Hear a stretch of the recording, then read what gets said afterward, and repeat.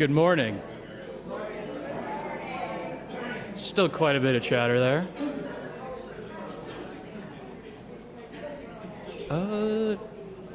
Let's do that again. Good morning. Good morning. You don't need to be louder, there's just a lot of chatter. And welcome. I am Patton George, a member of the board at the Unitarian Universalist Church in Reston. Whether you are on Zoom or here in the church sanctuary, we are so glad that you are with us this morning. No matter how old or how young you are, whether you are on your spiritual journey, however you identify, and whomever you love, know you are welcome here. This community of all ages is a unique and valuable gift. Know that your sounds and movements are welcome here during this worship service and every Sunday. You are welcome to this place, whether you are attending this service in person or online. Congregants who are present in person, let us take a moment to wave hello to our online participants. There you go. Reverend Eileen is off today, and it is my honor to introduce our guest minister, Reverend John Monroe, who has served us previously. Reverend John is an affiliate minister at the Unitarian Universalist Congregation of Sterling, Virginia. Reverend John lives in Centerville, Virginia with his wife, Karen, and their two cats, Kitty Fish and Belle. Welcome back, Reverend John. As always, I have a few announcements to share with you this morning. First, after the service today, please join us for our Science Sunday presentation by Mike Albrough, who will talk about Seeing Particles, a journey into the infinitesimal. The next game night is Friday, August 21st, from 9 to 6 p.m. Invite friends, bring a dish to share, and if you like, bring a favorite game. But speaking from personal experience, there's always a lot, so don't have to worry about that one. Joining a Soul Matters small group is a great way to get to know people better and to explore our monthly themes more deeply. Groups will restart and new groups will begin in September. If you're interested, sign up on the page in the East Foyer or use the QR code there or in the e-blast. If you have children from birth through 12th grade, please register them now so we can best serve your family. The registration link is on the table in the East Foyer, the RE Bulletin Board in the West Foyer, and in the weekly UU Reston Connection newsletter. It is with sadness that we note the passing 2 weeks ago of Alice Markham, who would have celebrated her 8th anniversary as a member of UU Reston at the end of August. There are no details about a memorial service for her at this time. Also, we observe that former Virginia State Senator Janet Howell, the longtime Northern Virginia lawmaker who represented Reston, McLean, and parts of Arlington for more than 3 decades and became the first woman to lead the Virginia Senate Finance and Appropriations Committee, died last weekend. She is a past member of UU Reston. Now, let us center ourselves for worship. Please take a moment to silence or turn off your electronic devices. Please take some deep, quieting breaths with me.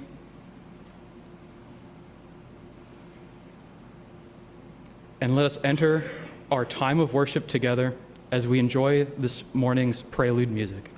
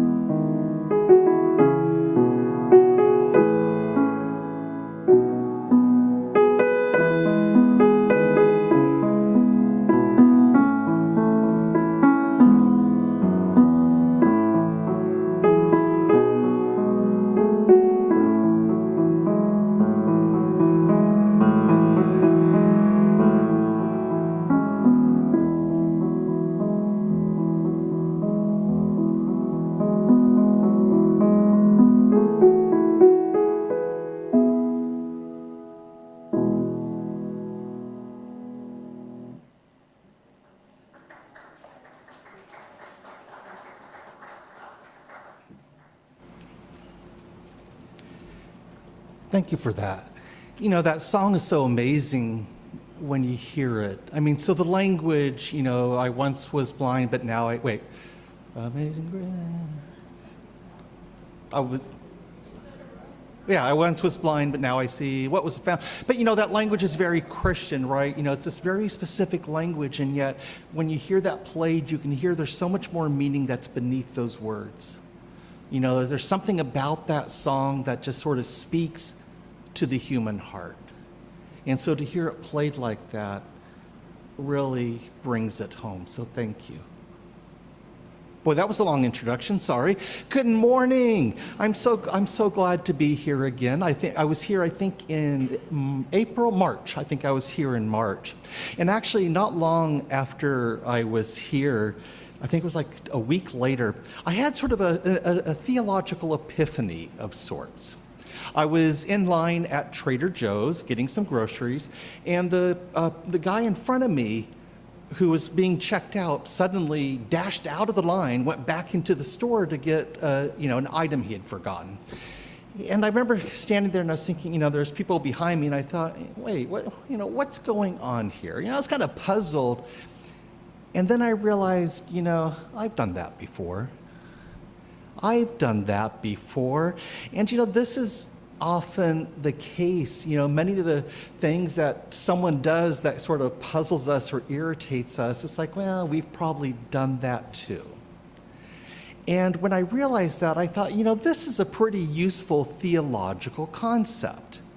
And so I came up with a name for it. I call it the silly goose theology. And it goes like this. Okay, so like I said, any mistake that we see someone else do, any kind of foolish thing that someone else does or says, we've probably done that too. And since that's the case, you know, instead of letting our feathers get ruffled, we can just think to ourselves, oh, you silly goose, and get on with our day. Right? That's that silly goose, that theology. It's a theology of grace. And so in that spirit of grace, may we worship this morning.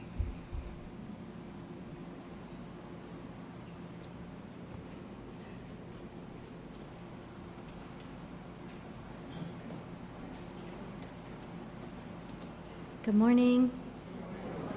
I was going to also ask for your grace. I've been having some voice issues lately, so I'm going to do my best to lead our hymns, but if I sound a little hoarse or strange, that's why. So I'll be depending on you to help me out. So our opening hymn is number 126, Come Thou Fount of Every Blessing. Please rise and body your spirit. Oh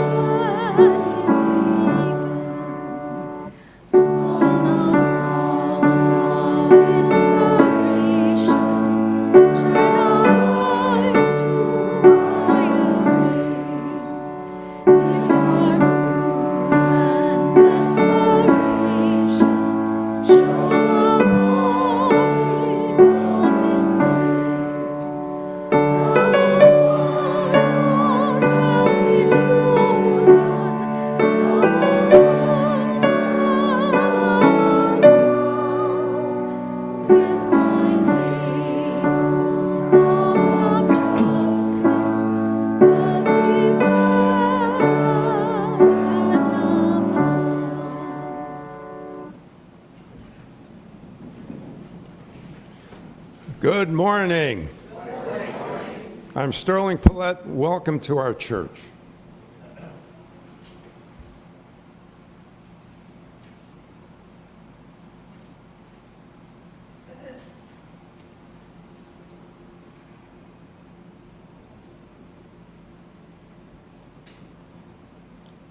Our chalice lighting words are given to us by Matthew Esco.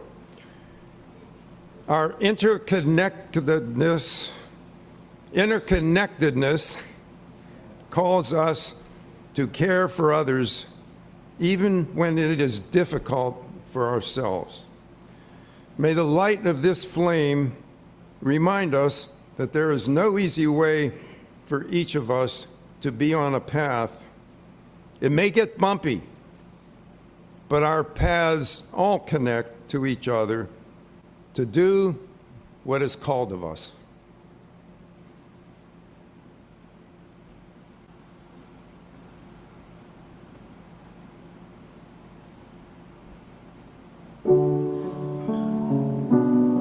Here at UUCR, we have a tradition of singing our covenant together every Sunday morning. Love is the spirit of this church. We remain seated to sing our covenant together. If you are here today for the very first time, we would like you to accept this song as a blessing from us to you.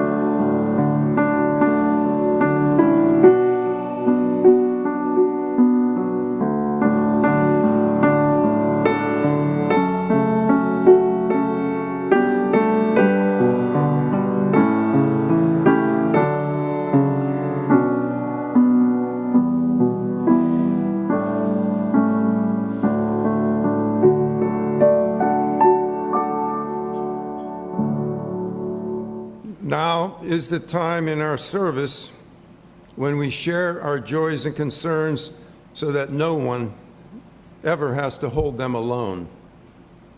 If you are joining us remotely this morning, you may wish to light a real or virtual candle wherever you are to mark what is in your heart. As members of the in-person congregation place stones in this water here in the sanctuary, if those of you at home would like to share what is in your heart today in the congregational chat on the screen, please write to all attendees, and please remember that what you share will be public. Those at home may then read each other's joys and concerns shared in the chat, and then enter into your own time of reflection and prayer as we all listen to our meditation music. Please come forward now.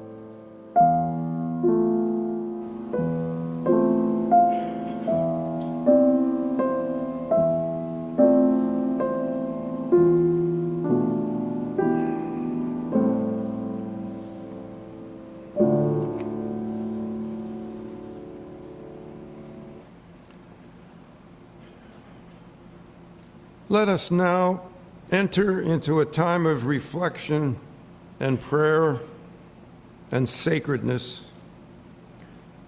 Spirit of life and love, be present with us this hour. Join us today as we gather in a wide search for truth and purpose. In this quest, may we greet one another with love and acceptance. May we inspire one another and seek deeper meaning in covenant. Wrap your arms around us. Give us courage and humility in equal measure. We hold in our hearts this morning all who are facing hardship and difficulty, both here and around the world, from war, from rejection, from genocide. We remember those here among us who are grieving, facing illness or disability themselves, their friends or loved ones. Whether shared here this morning or held silently in their heart, we light a special candle for all those suffering from loss and heartache.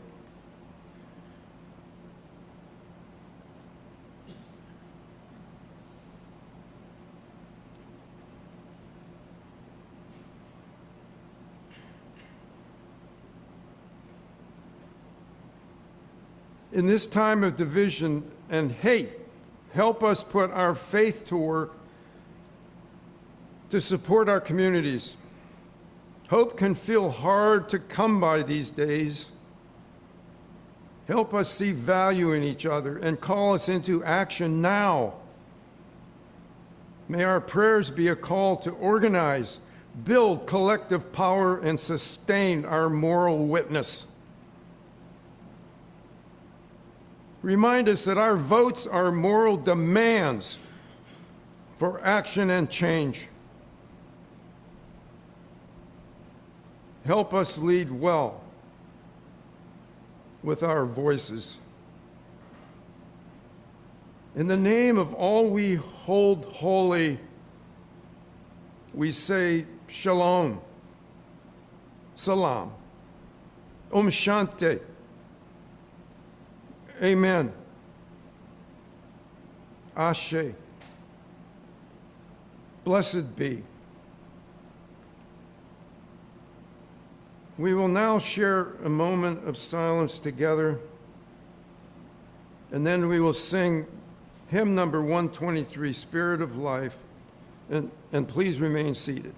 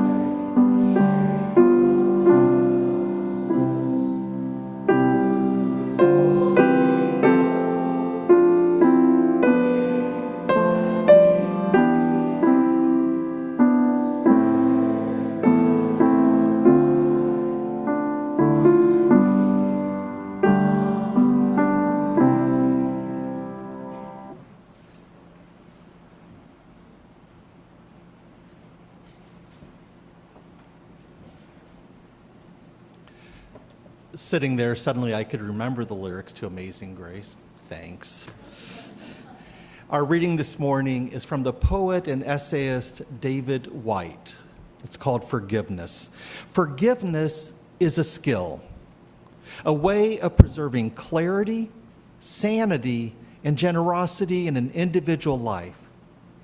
It's a beautiful question and a way of shaping the mind to a future we want for ourselves. I want to repeat that line. Forgiveness is a way of shaping the mind to a future we want for ourselves. And so if forgiveness comes through understanding, and if understanding is just a matter of time and application, then let's just practice forgiveness right at the beginning of any drama and not put ourselves through the full cycle of festering, incapacitation, reluctant healing, and eventual blessing.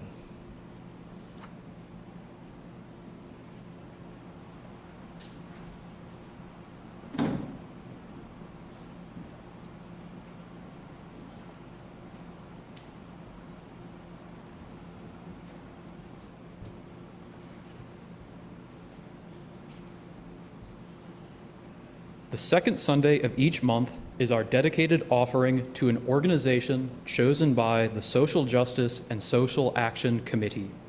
All of today's offering, except for pledge payments, which should be clearly marked, will go to the DC Abortion Fund. The DC Abortion Fund makes grants to pregnant people living in or traveling to the DC area who cannot afford the full cost of an abortion. They support pregnant people from all states who want to obtain lawful abortion care in the DC area. There are 0 eligibility requirements and 0 callers have been turned away to date. They have one purpose: to expand abortion access for all. You can make your donation at the link in the chat and on your order of service by entering your donation into the Charity of the Month donation box in the online forum. You can also write a check to UUCR with DCAF in the memo line and put it in the offering basket or mail it to the church. And of course, you may put cash in the offering basket. Thank you for your generous support of this important community resource.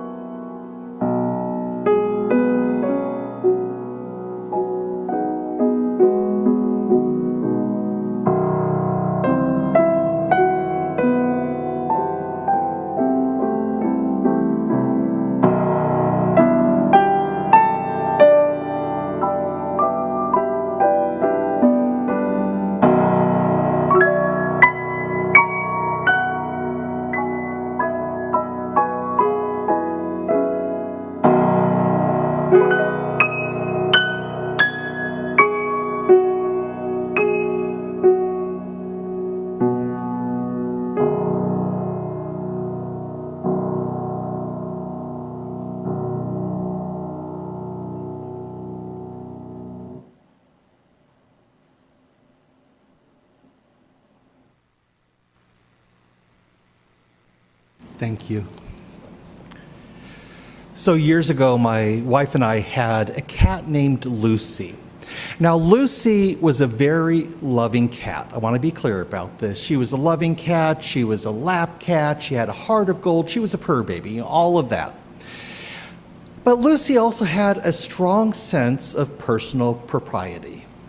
And if you offended her in some way, she took offense. So, for example, if I'm sitting on the couch and she is on my lap, as she would like to be, and I suddenly stand up without, giving her any warning and she lands on the floor, well, she would hold a grudge. Maybe just for an hour, maybe 2 hours, maybe into the next day. Now, Karen and I, we still laugh about this, because she was just such a character. But there was a problem with the strategy. And that was, okay, so if she was snubbing me, say it's the next day, she's snubbing me, so she's sitting on Karen's lap. That all seems fine and well, but Lucy also wanted attention from both of us. She really wanted to be loved. And so as long as she was snubbing one of us, she was miserable. She was miserable, but so she would hold out as long as she could and then finally, let go of her grudge and be happy again. Now, I mentioned this story because, I think that we humans are not that different. I think most of us, a lot of us, have a tendency to kind of nurse our hurts and resentment sometimes. To make ourselves miserable and sometimes in the process to make people around us miserable too. We see this happening in families, of course, see it in the workplace, and we see it in churches and congregations. And I actually got the idea for this sermon a few months ago when I was talking with a ministerial colleague in another denomination, and she was telling me a story about some shenanigans going on in her congregation, where there had been a small but legitimate disagreement. So a legitimate disagreement on a rather small scale, but it ended up kind of becoming this rather destructive drama. And after she told me the story, I was thinking, we've seen this. What is going on here? What's this all about? And I kind of pondered that over that next week. And I actually came up with a metaphor that I think kind of captures an aspect of that. So it goes like this. All right, so let's say I'm supposed to meet a friend for lunch. And I get there, I'm waiting, and the friend doesn't show up. He forgot. Now, sitting there, at first I might feel irritated, and I might feel hurt. It's like, being forgotten, what fun is that? That's perfectly natural. But then, after, an hour or two, that all kind of dissipates and I get on with my life. That is, unless I hold on to it. Unless I hold on to that hurt by dwelling on it, right? By ruminating on it. Now, once that happens, here comes the metaphor. Once that happens, instead of dissipating, my hurt takes on physical form. It takes on the form of a stone. And the more I dwell on my hurt, the more I ruminate, the heavier the stone becomes. And now I need to carry it with me wherever I go. I call it my karma stone theory. Everything has a logo. And so let me give you an example of this. My mom likes to know about my sermons, and I told her how I was preaching this sermon. And she actually asked me to tell her story. I was going to tell one of my own, but she wanted me to tell hers about her and her Aunt Rachel's family. So Aunt Rachel was someone, my mom's Aunt Rachel, was someone that she was very close to. And even as adults, Aunt Rachel would come to visit us. And when she died, she had named my father as the executor of her will. And when they read the will, it turns out that the way Rachel had the will written and what the family was expecting, there was kind of a gap there. It wasn't quite what they thought was going to happen. And they were kind of upset about this. And so they wanted my father to basically, instead of doing what the will said, do what they were expecting. And of course, he couldn't do that. And they started getting pretty angry, and one of my mom's cousins in particular decided to, basically try to rally the troops, and so she convinced the family to cut off my mom.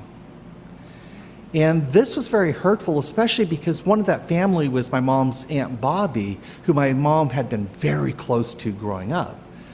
But Aunt Bobby went along with this, and they are still estranged. And my mom was bitter about this for several years, and it came up a lot in conversations. And you could tell it really weighed on her.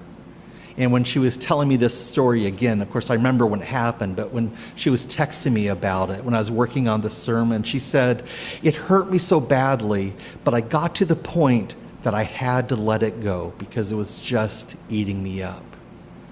She released the stone. That's just what she did. She released the stone. Now, I think this is a small example of forgiveness in one of its more demanding forms. Because if you think about it, if you have a misunderstanding with, say, a friend or a family member, usually you're going to talk it out, try to understand what happened, and then often, one or both people will apologize, you reconcile, and, all is good. And that's great when that happens. But of course, it's not always possible. Sometimes, as in the case of my mom's cousin, no interest in reconciliation. Or someone has died, and reconciliation isn't an option. And so you just have that kind of that anger, that hurt, that resentment just sitting there. When that happens, we have an option. We can choose to let it go anyway. We can let go of our anger. We can release that stone and get on with our lives. And at that point, forgiveness isn't really about the other person. And it's not saying that what that person said or did wasn't hurtful or that it wasn't important. Instead, forgiveness is just recognizing that our resentment or anger has become too much of a burden for us. It's become too much of a burden for us, and so we release it for our sake. We release it for our sake. Now, I don't want to make it sound like this is easy, because of course it's not. But it is possible, because here's the critical piece of it. Do you know what turns a hurtful experience into a lasting resentment? You know what turns it into a stone? It's the stories we tell ourselves about it. So think about it. You get hurt. Something has happened. You've been hurt. We start thinking about, well, here's what happened. Here's why it happened. Here's why it was wrong. We tell ourselves a story because that's how we make sense of something, right? That's how we make meaning of something. And that's good. But if we dwell on the story endlessly, as I said, if we ruminate on it for weeks or months or even years, we just aggravate the original wound over and over again. And at some point, for our own sake, we need to stop telling that story. We need to stop telling that story. That's how we release a stone. Now, the Dalai Lama he talks about this form of forgiveness. He calls it renunciation, which I think is interesting, because when I think of renunciation, I think of, giving up something that we enjoy, like giving up ice cream at Lent. But according to the Dalai Lama, renunciation is about giving up something that holds us back. And I think that is a really good definition for forgiveness. Forgiveness is basically a way of giving up on making ourselves miserable. Now, but let me be clear. When we have suffered serious harm, serious betrayal, it might be a long time, if ever, before we're ever ready to release that stone. And sometimes the call for forgiveness becomes a burden for the person who's already suffered harm. And so that's not what I'm talking about here. We might choose to carry some stones. We might choose to stay angry about something. And I get that. What I'm saying is we don't need to carry every stone. We don't need to carry every stone. And I think this is part of the work that we can do as we get older. We can choose what stones we want to carry and which we can release, which we need to release. We can choose to live with a lighter heart. Now, as I said earlier, I started thinking about this sermon after talking to a ministerial colleague, and I've heard similar stories from multiple ministers. And to a point that makes sense, because I think often when we're in a church, we allow ourselves to be more vulnerable than we might in other places, right? And so if we get hurt, we feel it more. We can feel it more, and it can feel like betrayal, when we have that vulnerability and we get hurt with it. And that can make it more difficult to forgive, to move on. And I think that's why sometimes we see drama in congregations. But that's why forgiveness is that much more important. And actually, that brought to mind the passage from 1 Corinthians on love.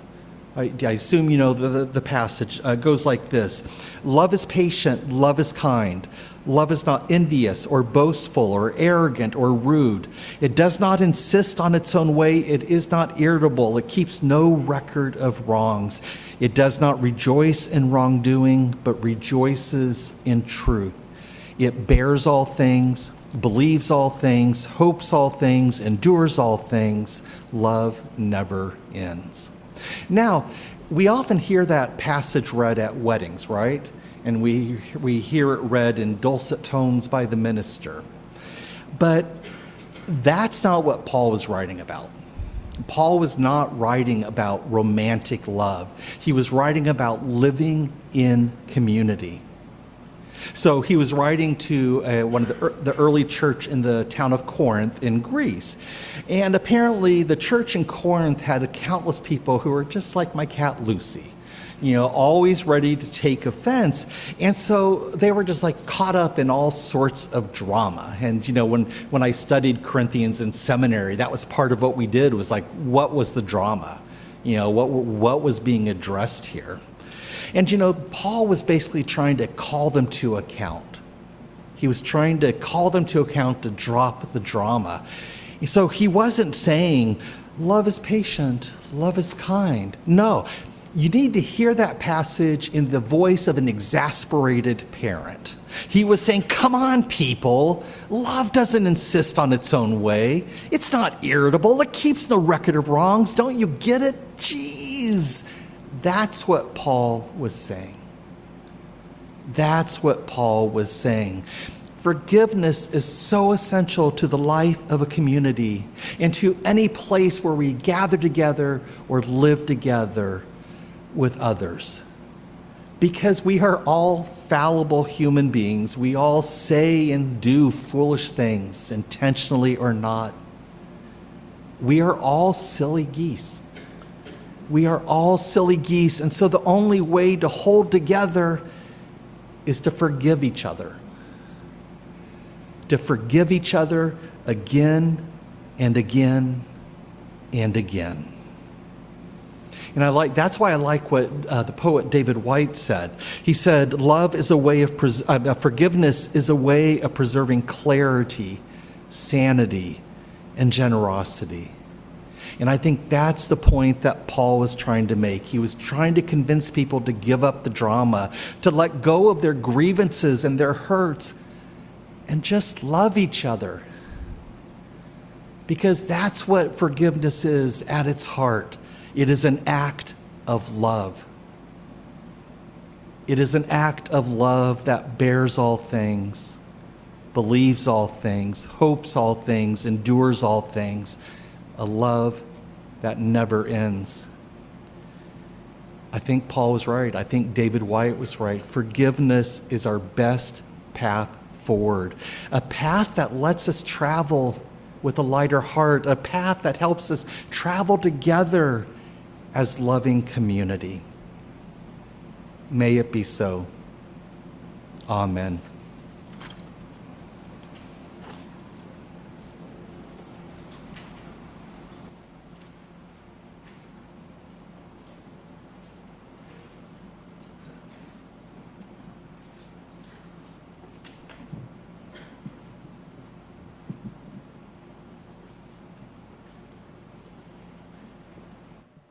closing hymn is number 323, Break Not the Circle.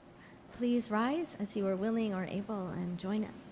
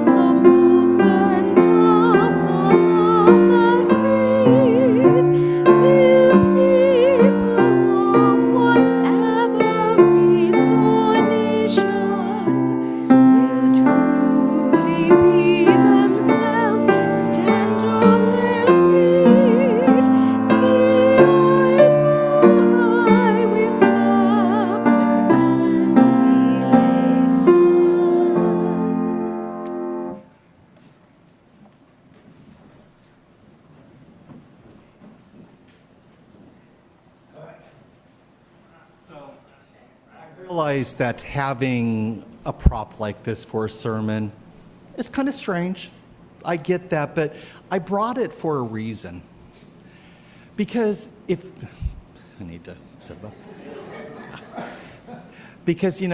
you remember nothing else from this service 2 days from now, I want you to remember this. I want you to remember this goose. I want you to remember that we are all silly geese. That we are all prone to saying and doing foolish things. And that being the case, we need each other. We need to extend grace to one another, to forgive one another, and to help each other along. If you don't remember anything else but that, that will be enough. May it be so.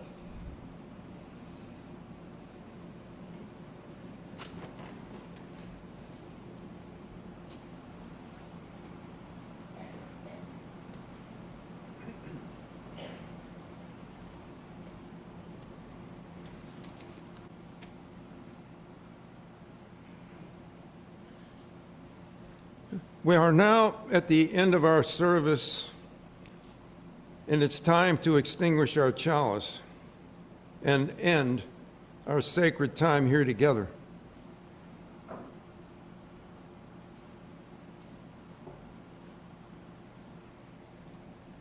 This time has been sacred because you made a commitment to be here to honor this beloved community, to hear the words of justice, equity, morality, sharing, love, forgiveness. You put everything aside. You laid everything down to come here to share this space with others that made this same commitment. As you go from here and leave this space spiritually full, you surely will be a beacon, to be a light unto the world.